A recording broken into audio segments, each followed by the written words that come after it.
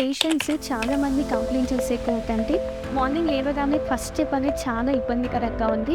తర్వాత కూర్చున్న దగ్గర నుంచి లేవగానే చాలా పెయిన్ఫుల్గా ఉంది. అంటే ఇలాంటి కండిషన్ ఏమంటారు?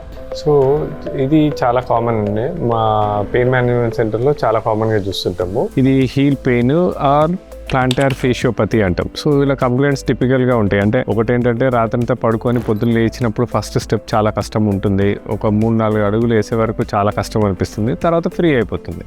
అలానే చాలామంది ఏంటంటే ఎక్కువసేపు కూర్చొని లేచినప్పుడు చాలా పెయిన్ కంప్లైంట్ చేస్తారు. అంటే మడుము దగ్గర హీల్ దగ్గర పెయిన్ కంప్లైంట్ చేస్తారు. ఇది కారణం వచ్చి ప్లాంటార్ ఫేషియోపతి.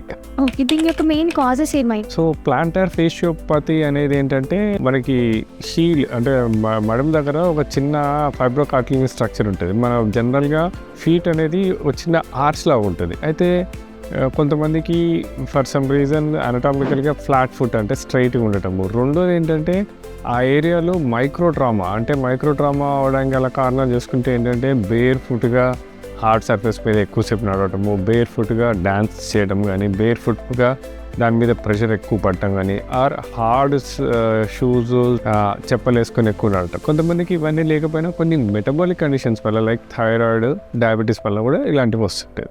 ఓకే,